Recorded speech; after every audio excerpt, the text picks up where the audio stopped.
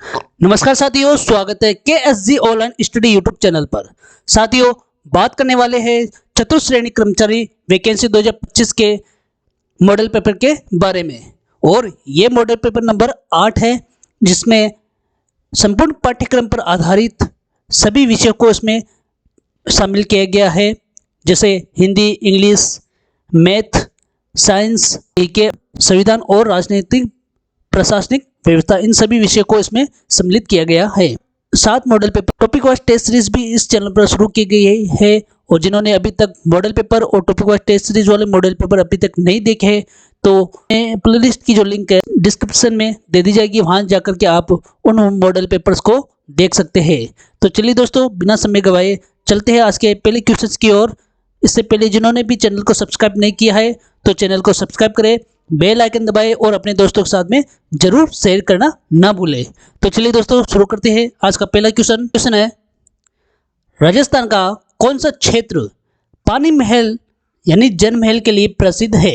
राजस्थान का कौन सा क्षेत्र पानी महल या जल महल के लिए प्रसिद्ध है? तो दोस्तों, इसका सही आंसर बताना है कमेंट करके कमेंट बॉक्स में। तो इसका सही आंसर है दोस्तों ऑप्शन नंबर डी, जयपुर। कौन सा है दोस्तों? जयपुर। और मानसागर झील कौन सी दोस्तों? मानसागर झील जो कहाँ स्थित है? जयपुर में स्थित है। इसके बीच में स्थित महल, जिसके कारण यह जल महलों के लिए जयपुर प्रसिद्ध है। अगला क्वेश्चन है, नेक्स्ट क्वेश्चन है दोस्तों, इसमें लोक देवता मल्लिनाथ जी का वंश कौन सा है? तो राजस्थान के लोक देवता मल्लिनाथ जी किस वंश से संबंधित है?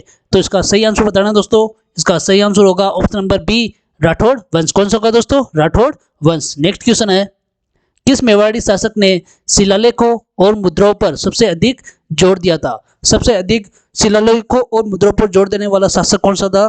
तो इसका सही आंसर है दोस्तों option number C, Rana Kumbha. कौन सा होगा दोस्तों? Option number C, Rana Kumbha.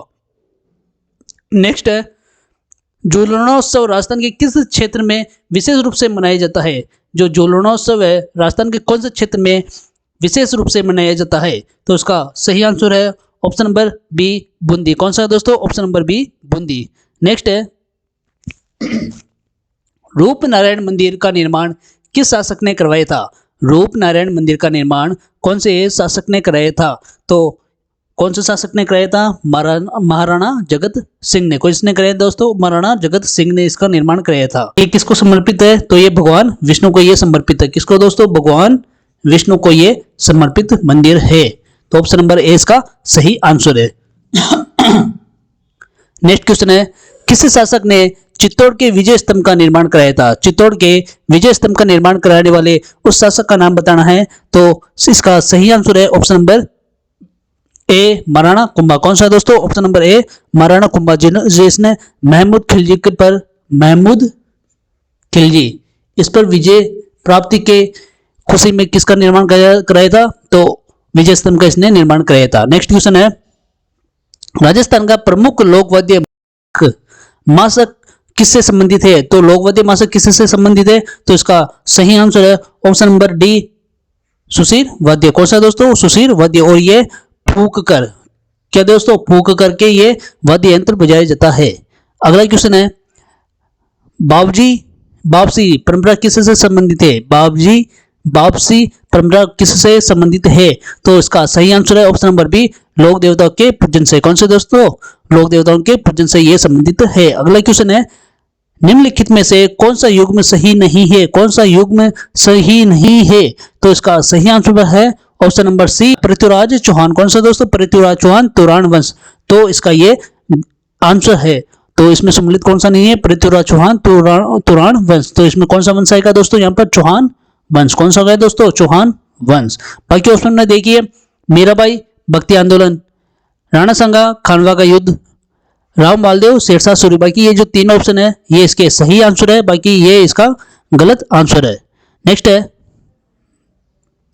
Ajmer में सूफी संत ख्वाजा मोइनुद्दीन चिश्ती के बारे में निम्न में से कौन सा कथन सही नहीं है?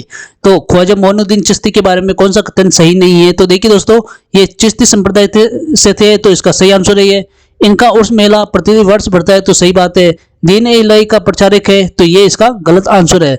इनका मकबरा अजमेर में है, जहां पर ये उसका मेला लगता है। तो ऑप्शन नंबर डी भी इसका सही है, ऑप्शन नंबर ए भी सही है, बी भी सही है। तो गलत कौन सा है दोस्तों? ऑप्शन नंबर सी इसका गलत आंसर है। तो कौन सा सही नहीं है दोस्तों इसमें? ऑप्शन नंबर सी इसका सही आंसर होगा। नेक्स्ट है, निम्न में से दो लोक नृत्य आग से संबंधित है। कौन से दो लोक नृत्य आग से संबंधित है? तो इसका सही आंसर होगा ऑप्शन नंबर डी, चरी नृत्य और अग्नि नृत्य। कौन सा दोस्तों? एक तो चरी नृत्य है और एक है अग्नि नृत्य। और अग्नि नृत्य में जलती लकड़ियों पर नृत्य किया जाता है। किस पर किया जाता है दोस्तों? अग्नि पर। देखिए चरी नृत्य में तो सिर पर चरी में आग लगा करके नृत्य किया जाता है, और अग्नि नृत्य में लकड़ियों पर चलना पड़ता है, जलती लकड़ियों पर। किस पे दोस्तों? जलती लकड़ियों पर इसमें चलना पड़ता है। तो ऑप्शन नंबर डी इसका सही आंसर है। नेक्स्ट क्वेश्चन है, राजस्थान में किराड़ू मंदिर समूह किस शैली का उदाहरण है? तो किराड़ू मंदिर समूह कौन सी शैली का उदाहरण है? तो इसमें ऑप्शन नंबर सी इसका सही आंसर होगा, नागर शैली। कौन सा दोस्तों? नागर शैली। नेक्स्ट क्वेश्चन है, राजस्थान की एकता का अग्रदूत किस शासक को कहा जाता है? तो एकता का अग्रदूत कहा जाता है ऑप्शन नंबर ए, महाराणा सांगा। कौन सा दोस्तों? ऑप्शन नंबर ए, महाराणा सांगा, जिन्होंने कई सारे राज्यों के राजपूतों को इकट्ठा किया था। अगला क्वेश्चन है, किस शासक को राजा भोज द्वितीय की उपाधि दी गई थी? राजा भोज द्वितीय की उपाधि कौन से शासक को दी गई थी? तो इसका सही आंसर होगा ऑप्शन नंबर बी, महाराजा जयसिंह द्वितीय। कौन सा दोस्तों? ऑप्शन नंबर बी, महाराजा जयसिंह द्वितीय को यह उपाधि दी गई थी, जो अपनी विविधता और खगोल शास्त्र के लिए ये प्रसिद्ध थे। विद्वता और अपने खगोल शास्त्र के लिए ये प्रसिद्ध थे। अगला क्वेश्चन है, किस युद्ध में महाराजा जसवंत सिंह ने औरंगजेब की सेना को पराजित किया था?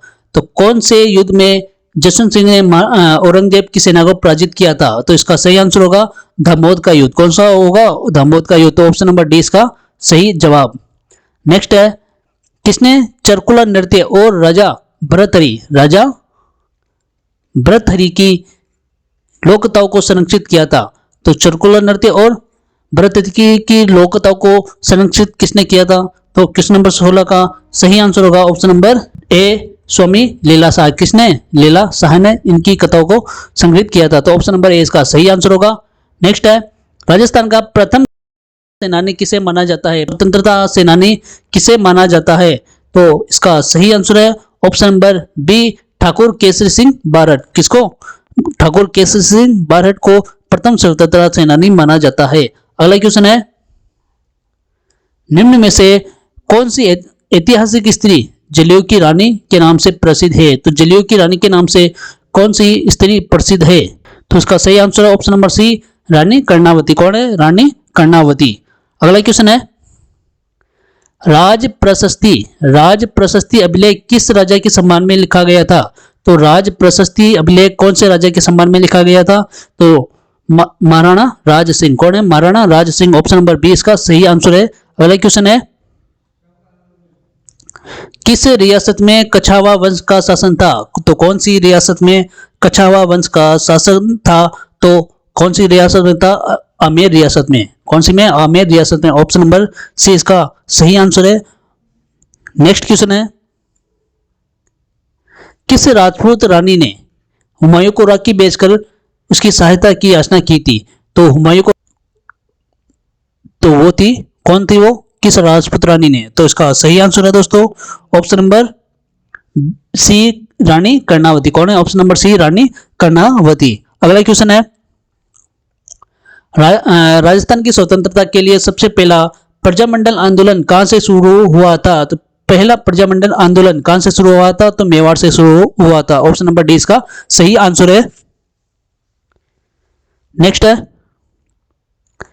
राजस्थान की स्थलाकृति इकाइयों में से बागड़ क्षेत्र की प्रमुख विशेषता क्या है? तो बागड़ क्षेत्र की प्रमुख विशेषता बतानी है, तो सही आंसर होगा ऑप्शन नंबर बी, ऊंचा कठोर पुराना जलोढ़ क्षेत्र। कौन सा होगा? ऊंचा कठोर पुराना जलोढ़ क्षेत्र। ये किसकी विशेषता है?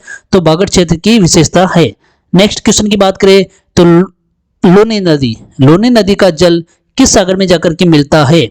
लोनी नदी का जल कौन से सागर में जाकर के मिलता है? तो इसका सही आंसर है ऑप्शन नंबर ए, कचका रन। कौन सा होगा दोस्तों? कचका रन, जिसमें जाकर के लोनी नदी मिलती है। और लोनी नदी अंतःस्थल नदी है। कौन सी है? अंतःस्थल नदी है ये, अंतःस्थल नदी कौन सी है? लूनी नदी है।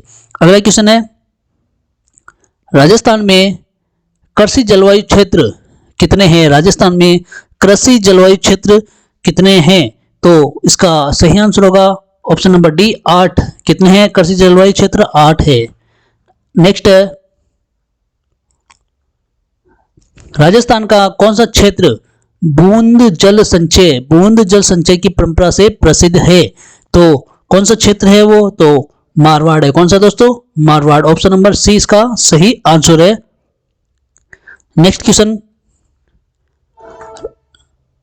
राजस्थान में पवन ऊर्जा का सबसे बड़ा संयंत्र कहाँ स्थित है? पवन ऊर्जा का सबसे बड़ा संयंत्र तो कहाँ ये स्थित है?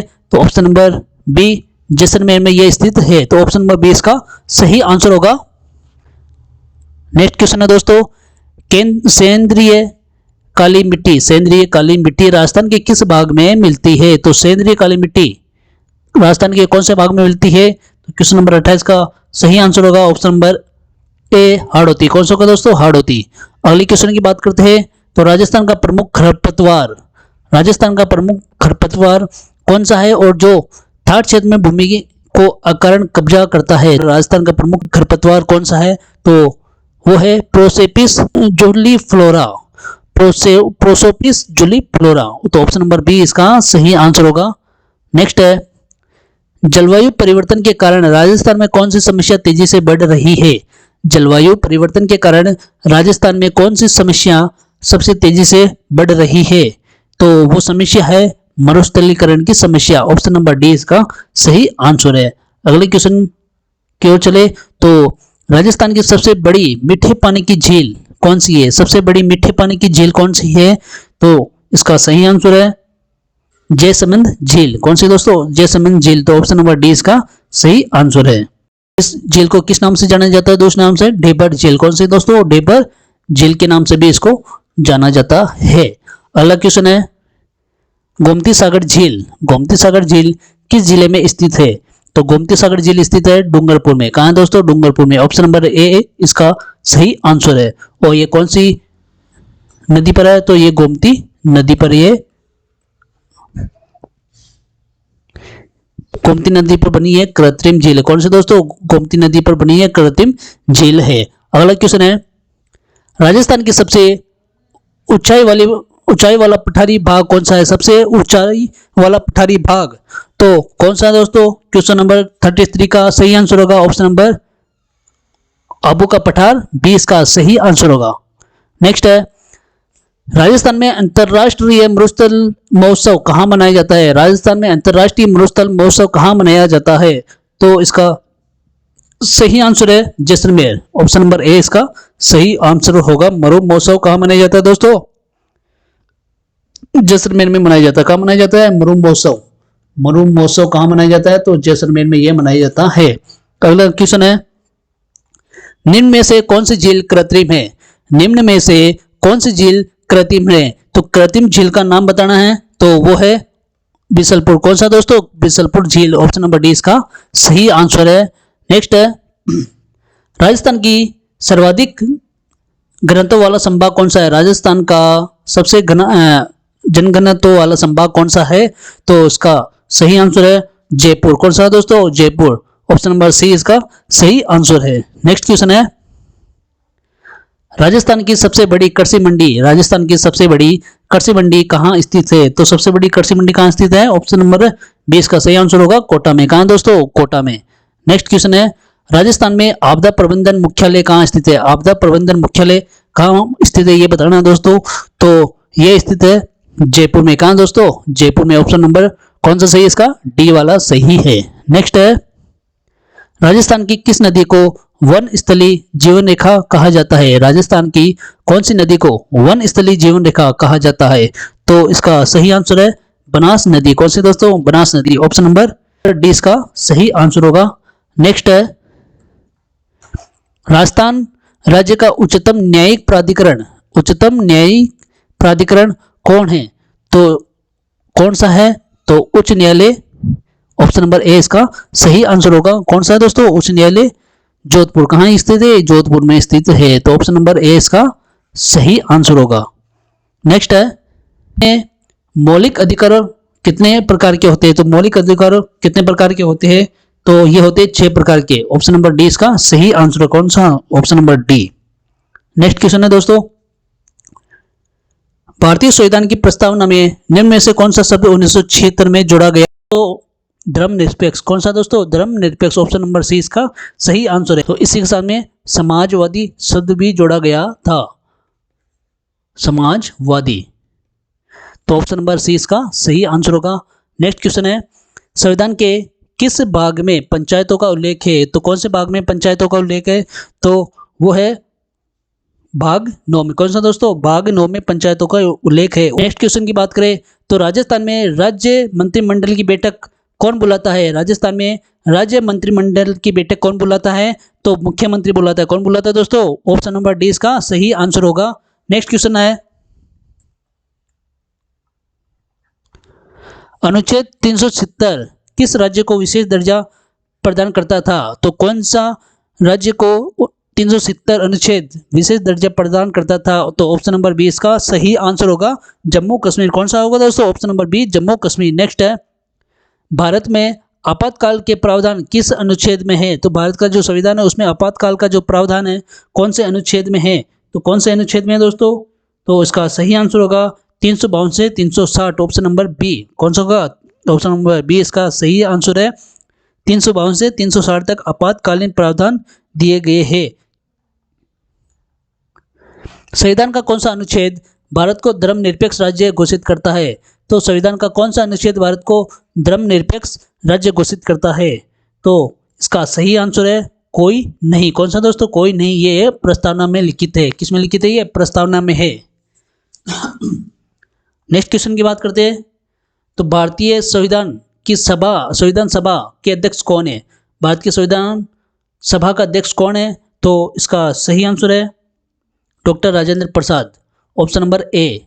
कौन सा होगा दोस्तों? ऑप्शन नंबर ए इसका सही आंसर होगा, डॉक्टर राजेंद्र प्रसाद। अगला क्वेश्चन है, 73वें संविधान संशोधन के तहत किस प्रणाली की स्थापना की गई थी? तो 73वें संविधान संशोधन के तहत कौन सी प्रणाली की स्थापना की गई थी? तो ग्राम पंचायत की स्थापना की गई थी। किसकी दोस्तों? ग्राम पंचायत की। तो ऑप्शन नंबर सी इसका सही आंसर है।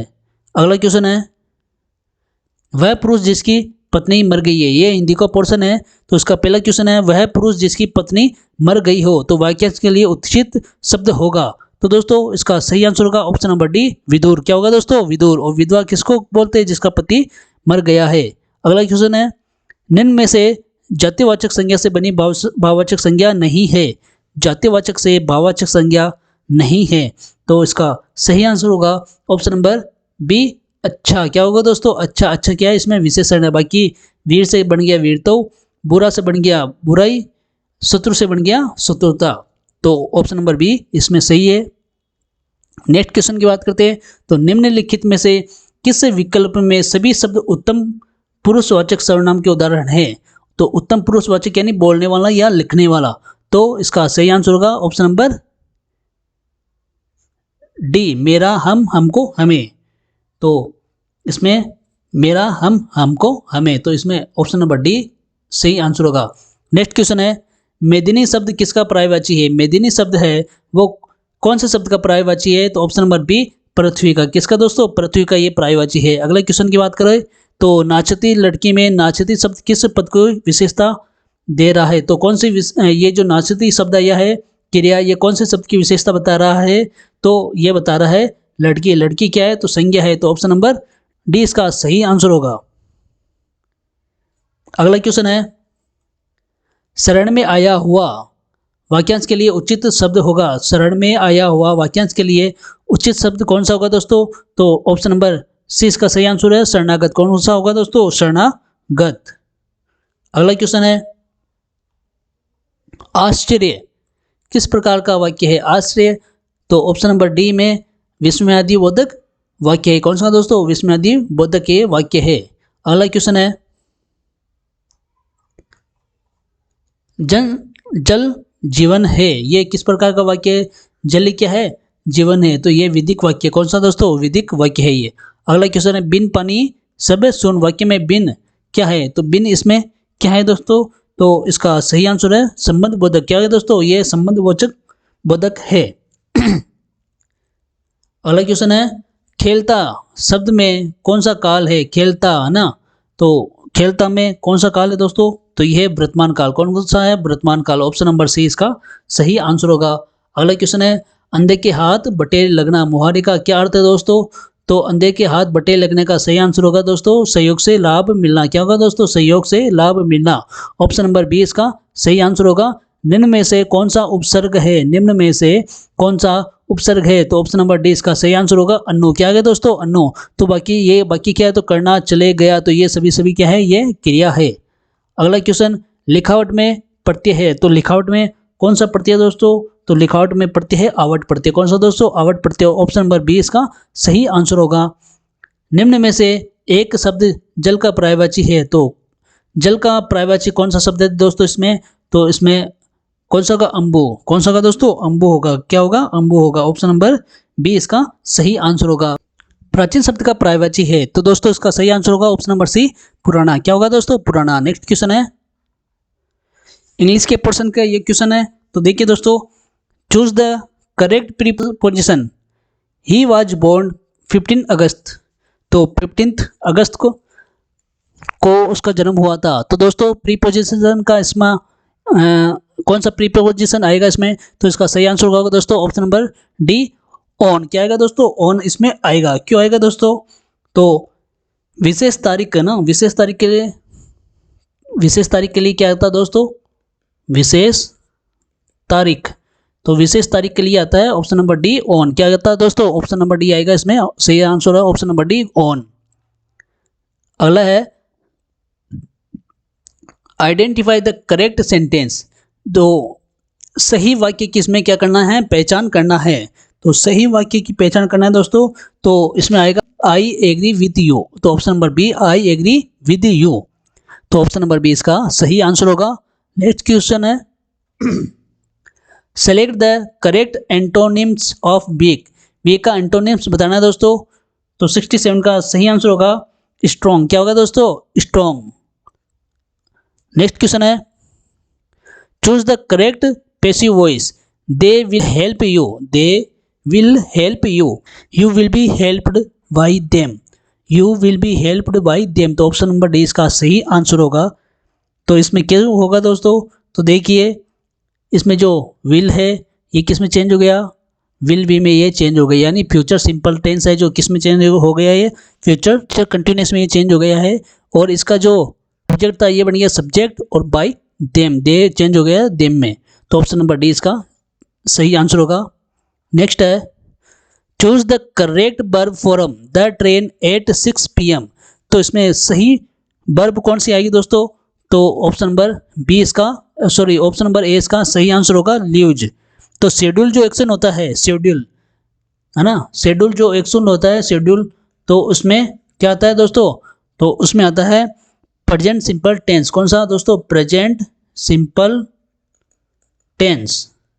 तो किस में आता है ये, तो ये होता है जो शेड्यूल वाले जो कार्य होते हैं उसके अंदर क्या आता है, प्रेजेंट सिंपल टेंस। तो ऑप्शन नंबर ए इसका सही आंसर होगा लीव्स। अगला क्वेश्चन है pick the correct transformation, pick the correct transformation.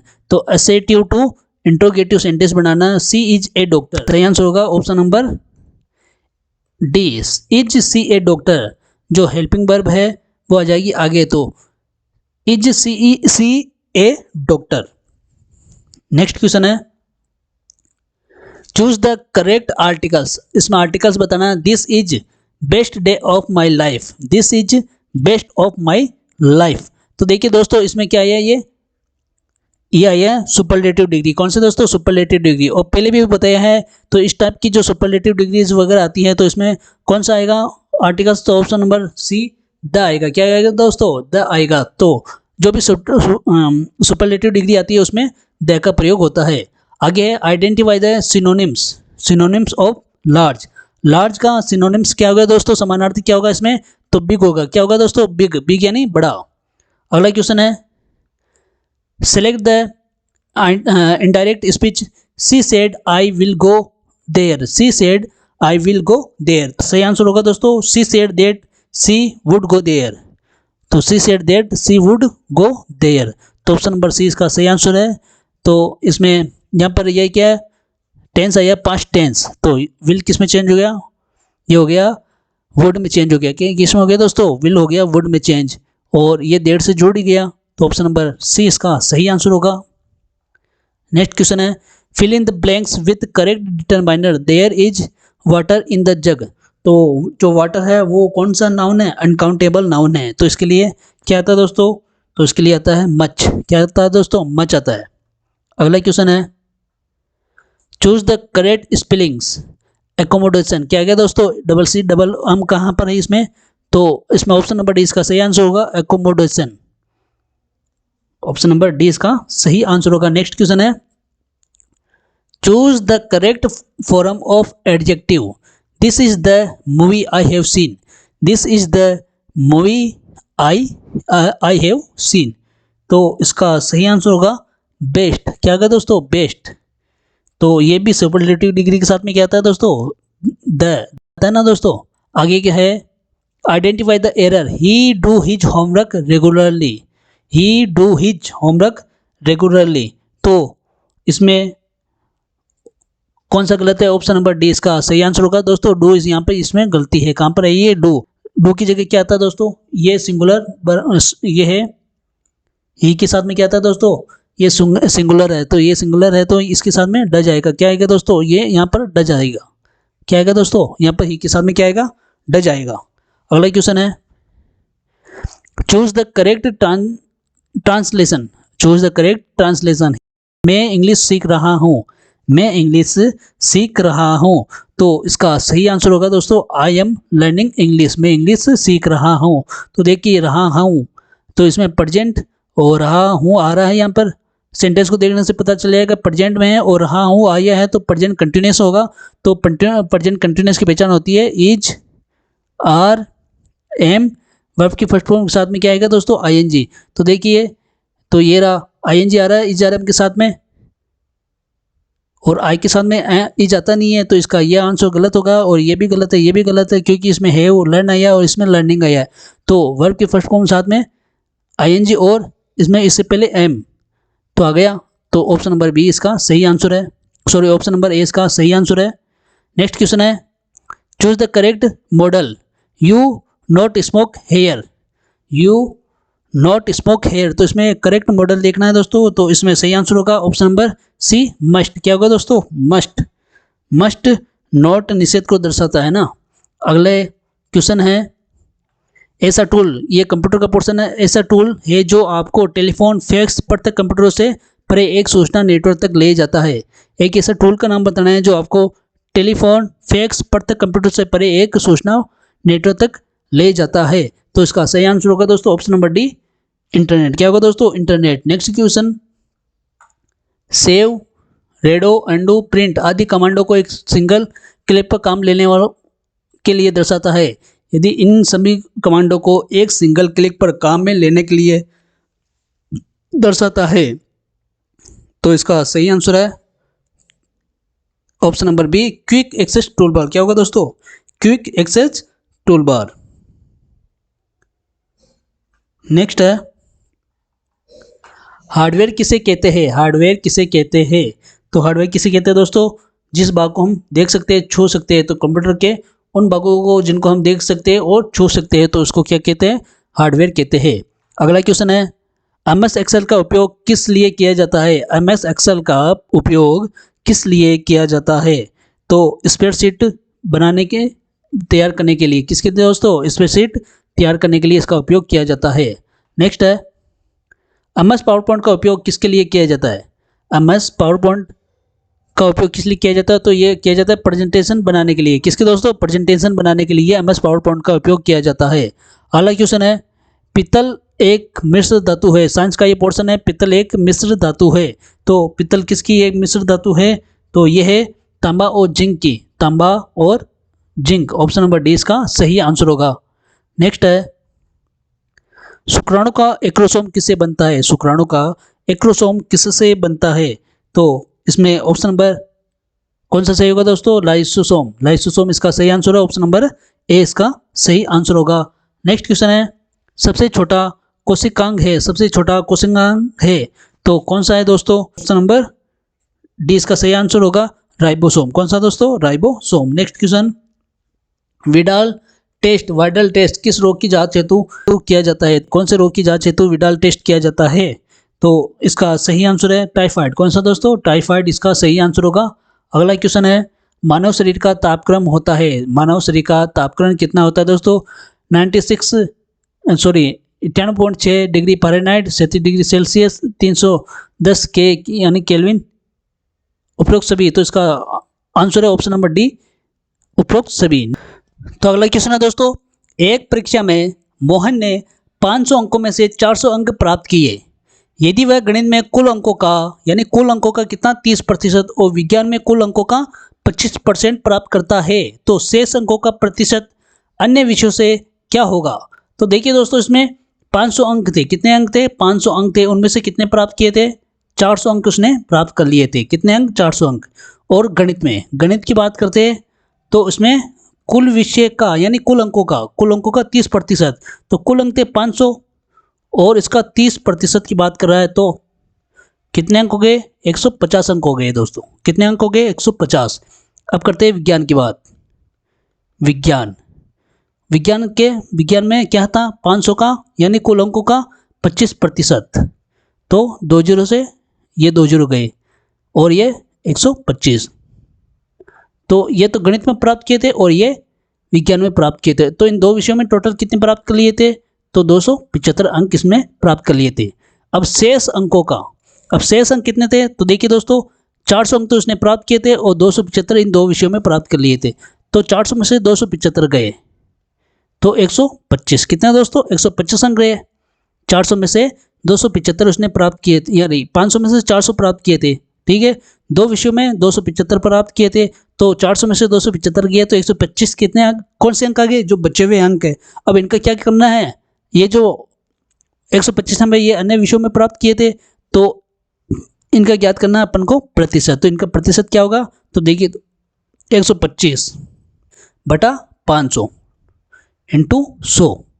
तो 2 जीरो से 2 जीरो, 125 में 5 का भाग दिया तो 5 दूना 10, 55 25। तो दोस्तों 25%। कितने हो गए दोस्तों? 25%। तो 25% का ये ऑप्शन नंबर ए में है तो इसका ऑप्शन नंबर ए इसका सही आंसर होगा। नेक्स्ट क्वेश्चन है, यदि एक धनराशि साधारण ब्याज पर 5 वर्षों में दुगनी हो जाती है तो वार्षिक ब्याज दर अपन को ज्ञात करना है यानी आर ज्ञात करना है अपन को। तो देखिए दोस्तों, यदि किसी भी धनराशि का यदि इस टाइप के क्वेश्चन आवे तो दोगुनी राशि की बोलते हैं, यानी कोई भी राशि क्या हो जाती है? दोगुनी। तो इसका मतलब होता है कि जो मूलधन होता है और इंटरेस्ट होता है ये दोनों क्या होता है? बराबर होते हैं। क्या दोस्तों? मूलधन और इंटरेस्ट, तो ये दोनों क्या होता है? इसमें बराबर होते हैं। आई बात समझ में? फर्स्ट तो इस टाइप के क्वेश्चन में यही याद रखना है। तो मान के चलिए कि कोई राशि 1 रुपया थी और उसका इंटरेस्ट कितना हो गया दोस्तों? 1 रुपया। तो ये दोनों कितने हो गए थे? 5 साल बाद में 2 रुपये हो गए थे। तो साधारण ब्याज का सूत्र क्या है दोस्तों? मूलधन इंटू दर इंटू समय, ये इसका सूत्र होता है बटा 100। ठीक है दोस्तों, मूलधन क्या है? 1 इंटू दर क्या होती है दोस्तों? ज्ञात करनी है, इंटू समय कितना है? 5 वर्ष। ये रहा 5 वर्ष बटा 100 बराबर क्या आ जाता है? किसका सूत्र है ये?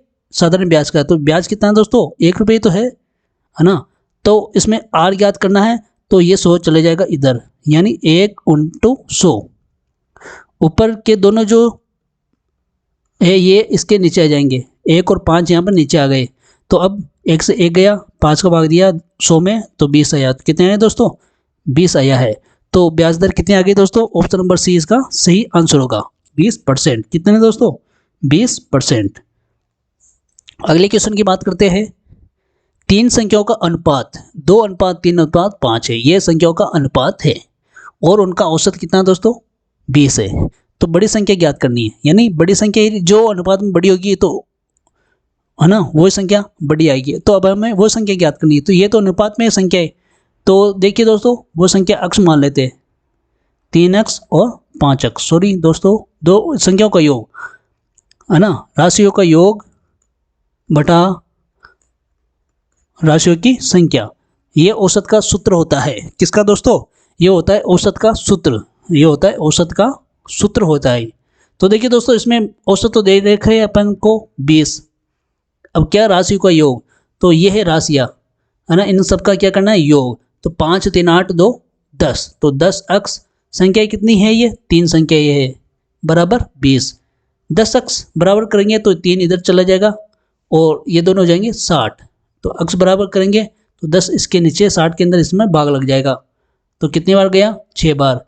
तो अक्ष आ गए, यानी अक्ष आ गए तो सबसे बड़ी किससे है, कौन सी है? 5 है, तो 5 से गुणा कर लो इससे, तो 56 30। तो इसका सही आंसर कौन सा दोस्तों? Option number B. कौन सा होगा दोस्तों? ऑप्शन नंबर बी इसका सही आंसर होगा। अगला क्वेश्चन है, एक टंकी को एक नल 4 घंटे में भर सकता है, दूसरा नल उसे 6 घंटे में खाली कर सकता है। यदि दोनों नलों को एक साथ खोल दिया जाए तो टंकी कितने समय में भरेगी? कितने समय में ये भरेगी? एक तो भर रहा है और एक खाली कर रहा है। एक का काम है भरने का, एक का काम है खाली करने का। तो संयुक्त रूप से ये कार्य करते हैं। तो देखिए क्या होता है, इन दोनों को लघुत्तम लेना है दोस्तों, 12 है, 4 तिया 12, 6 दूनी 12 बराबर 1 बटा 12। तो दोस्तों 12 क्या होगा इसमें, जब दोनों ही एक साथ काम करेंगे तो टंकी कितने घंटे में भरेगी दोस्तों? 12 घंटे में ये भरेगी, 12 घंटे में ये काम होगा। तो ऑप्शन नंबर 20 का सही आंसर होगा। यानी कि दोस्तों इधर से एक नल चालू रहेगा जो भरने का काम करेगा और एक नल का काम होगा उसको खाली करने का। तो यदि ये दोनों ही, एक भरने का और खाली करने का साथ ही शुरू होंगे तो ये काम कितने घंटे में होगा? तो ये 12 घंटे में ये होगा। एक शहर की जनसंख्या कितनी है? 20,000 है। यह प्रति वर्ष 10% की दर से बढ़ती है, तो 2 वर्ष बाद इसकी संख्या क्या होगी? तो देखिए दोस्तों, इसमें 20,000 इसकी कुल जनसंख्या है। एक साल में कितनी बढ़ती है वो दोस्तों? 10% बढ़ती है, यानी एक साल का निकाल लेते हैं एक बार। 20,000 का 10% यानी कितना हो जाएगा? तो 2 0 बराबर 2 जाएंगे, है ना। तो यानी एक साल के अंदर कितने बढ़ेगी ये? 2000 बढ़ेगी। तो जैसे कि इस साल 2025 की बात करें तो 2024 तक ये आंकड़ा है 20,000 का, और प्रतिवर्ष कितनी बढ़ती है? ये 10% बढ़ती है। तो 2025 में 10% बढ़ गए तो कितने हो गए दोस्तों? 20,000 तो है और 2000 ये, तो कितने हो गए दोस्तों? ये हो गए 22,000। ठीक है दोस्तों। अब अगली साल यानी 2026 में तो 22,000 तो है, अब इस पर परसेंटेज निकालेंगे, ना कि 20,000 पर, क्योंकि इस साल कितनी बढ़ गई है? 2000 बढ़ करके ये 22,000 होगी। तो अब की साल जो बढ़ेगी वो 10% बढ़ेगी इस पर, तो ये 22,000 पर बढ़ेगी 10%। तो ये 10% 2 0 से 2 0 के, तो ये होगी 2200, है ना। और 2200 ये हो गए और 22,000 ये हो गए। तो 22,000 ये वाले और 2200 ये वाले संख्या, तो कितनी हो गई दोस्तों? 24,200। कितनी होगी दोस्तों? 24,200। तो ऑप्शन नंबर 20 का सही आंसर होगा। अगला क्वेश्चन है, एक पाई चार्ट में शिक्षा के लिए केंद्रीय कोण 120 डिग्री है। देखिए दोस्तों, ये पाई चार्ट है ना, तो इसमें ये जो बिंदु यहाँ पे कितने डिग्री का कोण बनता है? यहाँ पे बनता है 360 डिग्री का। और इसमें ये बोल रहा है कि 120 डिग्री शिक्षा के लिए। ये जो पोर्शन है ये किसके लिए है दोस्तों? ये शिक्षा के लिए है, बाकी ये अदर्स के लिए। तो 120 डिग्री का कोण बनता है। यदि कुल व्यय 36,000 है, कितना है दोस्तों? 36,000 है। तो शिक्षा पर कुल कितना व्यय किया है? तो यदि इस पूरे पर, यानी ये 36,000, ये किसकी वैल्यू आई है? 360 डिग्री की। और ये पूछ रहा है 120 डिग्री की वैल्यू क्या आएगी? तो भारतीय 36 3 3, तो 12,000 इसका आंसर होगा, ऑप्शन नंबर सी। देखिए 36,000 जो है वो वैल्यू है 360 की, यानी इस बिंदु पर कितने डिग्री कोण बनता है? 360 का। तो और पूछा है अपन को इसके बारे में, तो इसको इससे गुणा कर देंगे, तो ये गया एक बार 100 आ गए और 2 0 पीछे लगा देंगे तो आ जाएंगे 12,000। तो ऑप्शन नंबर सी इसका सही आंसर होगा। अगला क्वेश्चन की बात करते हैं अब, किसी संख्या का 40% 80 है, उसी संख्या का 60% क्या होगा? तो देखिए दोस्तों, माने कि वो संख्या x है, ठीक है, और उसका 40%, ये ऐसे परसेंटेज निकाला जाता है। कितना है दोस्तों? 80 है। अब x ज्ञात करना है तो ये सोच ले जाएगा इधर 80 के पास में, ये 40 आ जाएगा इसके नीचे, तो 40 दूना 80 बराबर कितने आ गए दोस्तों 200। तो x का मान आ गया 200। अब क्या करना है, उस संख्या का 60% यानी 200 का 60% क्या होगा, तो 2 जीरो से 2 जीरो गए, 6 दूनी 12 यानी 120। तो ऑप्शन नंबर बी इसका सही आंसर होगा। अगला क्वेश्चन है 1200 का 15% क्या होगा, तो 1200 ये और ये 15% बटा 100, 2 जीरो से 2 जीरो, 15 दूना 30, 15 और 3 18, तो 180 इसका सही आंसर होगा। ऑप्शन नंबर में ए में 180 है, तो ये इसका सही आंसर होगा। अगला क्वेश्चन है 40 किलोमीटर प्रति घंटा की गति से चल रही एक कार प्रति 240 किलोमीटर की दूरी कितने समय में तय करेगी। तो देखिए दोस्तों, एक घंटे में चलती है 40 किलोमीटर, कितनी चलती है दोस्तों, ये 40 किलोमीटर एक घंटे में चलती है। तो 240 किलोमीटर कितने समय में चलेगी, तो टोटल दूरी है 240, गति कितनी है, तो 40 किलोमीटर एक घंटे की, तो ये कितनी बार चले जाएगा, एक घंटे में 40 किलोमीटर चलती है तो 240 चलेगी 6 घंटे में। तो ऑप्शन नंबर डी इसका सही आंसर है। अगला क्वेश्चन है दोस्तों, पी और क्यू एक काम को 15 दिनों में पूरा करते हैं। कितने दिनों में दोस्तों, ये 15 दिनों में पूरा कार्य करते हैं, पी और क्यू दोनों मिलकर के। पी अकेला उस काम को 25 दिनों में करता है, तो क्यू उस काम को कितने दिनों में करता है। तो देखिए दोस्तों, पी और क्यू कितने दिनों में करता है, एक काम को 15 दिनों में करते हैं। पी अकेला उस काम को कितने दिनों में करेगा, 25 दिन में। यदि इन दोनों के काम में से ये काम यदि बाहर निकल गया पी का, तो किसका बच जाएगा दोस्तों, क्यू का बच जाएगा। तो देखिए इनमें यह है पी का कार्य, पी और क्यू का कार्य, इनमें से पी का कार्य माइनस हो गया, तो क्या आ जाएगा दोस्तों, यहाँ पर क्यू का कार्य आ जाएगा। ठीक है, तो 15 और 25 का लघुत्तम कितना आएगा दोस्तों, तो दोस्तों इनका लघुत्तम आया 75।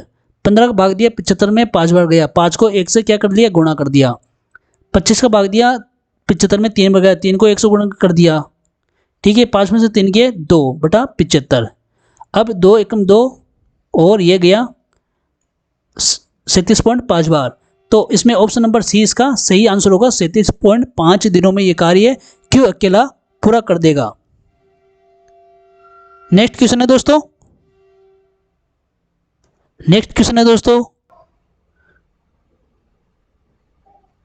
देखिए दोस्तों, एक वृत्त की परिधि 44 सेंटीमीटर है, तो उसका व्यास ज्ञात करना है। तो परिधि का सूत्र होता है 2πr बराबर कितने हैं 44। आर अपन को पता नहीं है, तो आर निकालेंगे, तो 44 2 इंटू 22 बटा 7 यानी 22 ऊपर 7 चला गया, यानी ये पाई का मान आ गया। तो 22 44, 22 44 से 44 गया बराबर 7। ये त्रिज्या, और त्रिज्या वृत्त के व्यास की क्या आधी होती है, तो त्रिज्या का 2 गुणा कर लेंगे तो कितना आ जाएगा दोस्तों, ये व्यास आ जाएगा। तो ये 14 सेंटीमीटर। शायद ये आउट ऑफ सिलेबस है, कोई बात नहीं, अपने नॉलेज के लिए देख सकते हैं आप इसको। अब आगे देखिए, एक गांव में पुरुषों और महिलाओं का अनुपात 5:3 है। कितना दोस्तों, 5:3। ये क्या है, महिलाओं और पुरुषों का ये अनुपात है। यदि गांव में 8000 पुरुष है तो महिलाओं की संख्या कितनी है, तो देखिए दोस्तों 5:3। ये जो है इस पुरुषों का ये अनुपात है, तो यहाँ पर ये पुरुषों की संख्या बता दी है। तो 8000 क्या है, वैल्यू है 5 की, 5 की वैल्यू क्या है दोस्तों 8 है। तो किसकी पूछी संख्या, तो इसमें ये पूछ ली है इसकी यानी 3 की। तो देखिए 5 × 5, 5 × 30, 16 48। तो दोस्तों ये 4800 इसका सही आंसर होगा। Option number D. कौन सा होगा दोस्तों, ऑप्शन नंबर डी। एक बार वापिस देखिए, यहाँ पर पुरुषों की संख्या बता दी गई है और इसका अनुपात पुरुषों का 5 है, तो 8000 बटा 5। पूछा किसके दोस्तों, महिलाओं की पूछा है, तो इंटू 3 कर दिया। तो यहाँ पर ये जो संख्या लिखी जाती है उसका ये मान आ जाता है। तो देखिए, तो यहाँ पर क्या लिखा है 3, यानी महिलाओं की संख्या पूछी है, तो इसमें 1600, 300, 4800। ऑप्शन नंबर डी इसका सही आंसर होगा। अगला क्वेश्चन है 10 संख्याओं का औसत कितना है, 30 है। प्रत्येक संख्या में 5 जोड़ दिया जाए तो नया औसत क्या होगा। 10 संख्याओं का औसत है 30, यदि प्रत्येक संख्या में 5 जोड़ दिया जाता है तो नया औसत क्या होगा दोस्तों। तो दोस्तों ऐसे क्वेश्चंस के अंदर जो औसत है उसके अंदर ये 5 जोड़ दिया जाता है। क्या जोड़ दिया जाता है दोस्तों, क्योंकि यहाँ पर प्रत्येक संख्या की बात कर रहा है। प्रत्येक संख्या में यानी 10 संख्या का औसत ऑलरेडी दे रखा है, प्रत्येक संख्या की बात कर रहा है तो सब में 5-5 जुड़ेंगे। तो यहाँ पर भी औसत में भी क्या जोड़ दो दोस्तों, 5 जोड़ दो, तो कितना आ जाएगा 35 आ जाएगा। ऑप्शन नंबर ए इसका सही आंसर होगा। अगला क्वेश्चन है, एक वस्तु को 1200 रुपये में खरीदने पर 25% का लाभ प्राप्त करने के लिए कितने रुपए में बेचना होगा। यानी 1200 रुपये की कोई वस्तु है, उसको कितने परसेंट पर बेचना चाहता है वो, 25% के लाभ पर, तो उसको कितने रुपए में बेचना चाहिए। तो 2 जीरो से 2 जीरो, यानी 1200 रुपये क्रय मूल्य और उस पर कितना प्रॉफिट कमाना चाहता है वो 25%, यानी 100 तो 1200 के बराबर है 100%, और 25 लाभ वाले जोड़ दिए तो 125 हो गए बटा 100, यानी परसेंटेज को हटाने के लिए नीचे 100 लगाया जाता है। तो 2 जीरो से 2 जीरो गए, 12 को 125 से गुणा किया तो 12 पानी 60, 5 6 दूनी 12 दूनी 24, 24 और 6 30, हासिल के 3, 12 एकम 12, 12 और 3 15। तो दोस्तों देखिए कितने आ जाएंगे, 1500 रुपये। तो उस वस्तु को कितने रुपए में बेचनी पड़ेगी, 1500 रुपये में बेचनी पड़ेगी, जिससे कितना परसेंट प्रॉफिट होगा, 25% का ये प्रॉफिट होगा। तो ऑप्शन नंबर 20 का सही आंसर होगा। अगला क्वेश्चन है, एक छात्र ने परीक्षा में 75% अंक प्राप्त किए। कितने परसेंट, 75% अंक प्राप्त किए। यदि कुल अंक 600 थे तो उसने कितने अंक प्राप्त किए, है ना। कुल 600 नंबर का ये मान के चलो कि टोटल विषयों का पेपर था 600 रुपये का, 600 अंकों का, और उसने कितने अंक प्राप्त किए, 75% अंक प्राप्त किए। यानी 600 का 75%, 600 का 75% कितना होता है। तो परसेंटेज को हटाने के लिए नीचे 100 लगाओ, 2 जीरो से 2 जीरो हटाओ, 56 30, 6 7 42 और 3 45। तो दोस्तों उसने कितने परसेंट अंक प्राप्त किए, तो 450 अंक प्राप्त किए थे। तो ऑप्शन नंबर ए इसका सही आंसर होगा। अगला क्वेश्चन है, 20,000 पर 4 वर्ष के लिए 3% प्रति वर्ष की दर से साधारण ब्याज ज्ञात करना है। तो साधारण ब्याज का सूत्र है मूलधन इंटू दर इंटू समय बटा 100। तो देखिए 20,000 मूलधन दर है 3%, समय है 4 वर्ष बटावा 100, 2 जीरो से 2 जीरो गए, 4 तिया 12, 12 ये लो, 4 12 दूना 2400।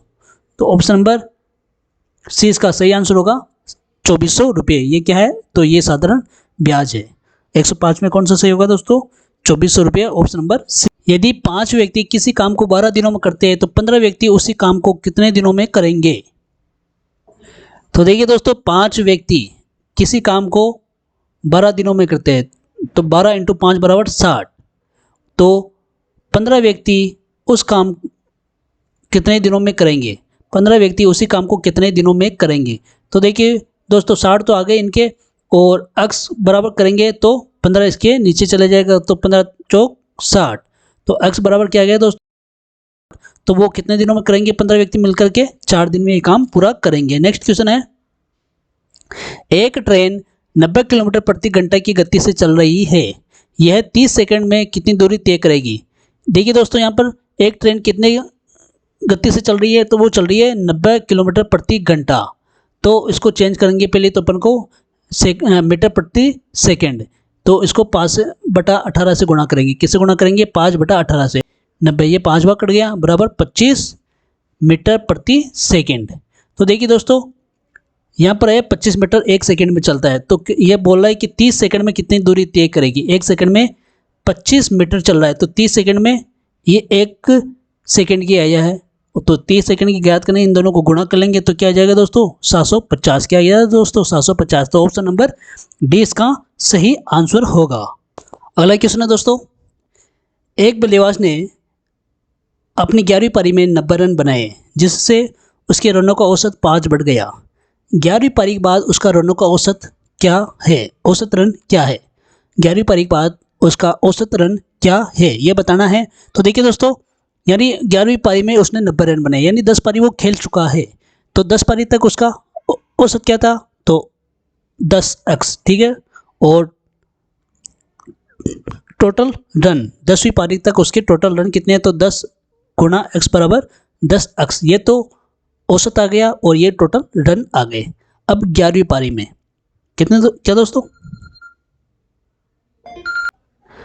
अब 11वीं पारी में 90 रन बनाने के बाद, यानी 11वीं पारी में 90 रन, यानी टोटल रन तो ये है, और 11वीं पारी 90 रन बनाए, तो 11वीं पारी में ये रन बना लिए थे 10x + 90, तो नया औसत क्या हो जाएगा दोस्तों, x प्लस 5। क्या हो गया दोस्तों, x प्लस 5, ये नया औसत आ गया, नया औसत। ठीक है दोस्तों, और ये आ गए टोटल रन 11वीं पारी में जो भी रन बने हैं ना 11वीं पारी तक, तो 10x प्लस 90 आ गए और ये नया औसत आ गया। आगे देखिए इसमें, तो जो सूत्र है राशि का योग बटे और राशि की संख्या, तो देखिए दोस्तों ये तो 10 पारी तक का है रन और ये 11वीं पारी में, और कितनी पारी होगी, टोटल 11 पारियाँ हो गई। और इनका नया औसत क्या निकल के आ गया दोस्तों, अक्स तो 10 पारी तक था और ये 5, तो औसत बराबर राशि योग बटे और राशि की संख्या हो गई। आगे देखिए 10x प्लस 90 बराबर करेंगे तो 11 को इससे गुणा करेंगे 11x।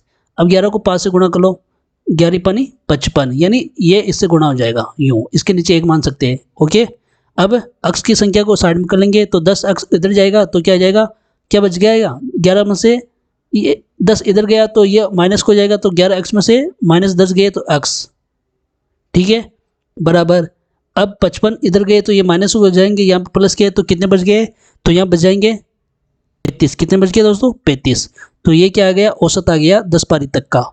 ठीक है दोस्तों, आगे अब क्या याद करना, 11वीं पारी के बाद, यानी 11वीं पारी के बाद में औसत कितना हो गया दोस्तों, अक्स तो है 10वीं पारी तक का और 5 और बढ़ गया 90 रन बनाने के बाद, तो 5 इसमें जोड़ देंगे तो कितना गया, 40 हो गए। कितने हो गए, 40। तो ऑप्शन नंबर सी इसका सही आंसर होगा। अगला क्वेश्चन है, किसी राशि पर 5% वार्षिक ब्याज की दर से 3 वर्षों और 4 वर्षों का जो प्राप्त ब्याज है उसमें कितना का अंतर है, 42 रुपये का अंतर है, तो वह राशि ज्ञात करनी है।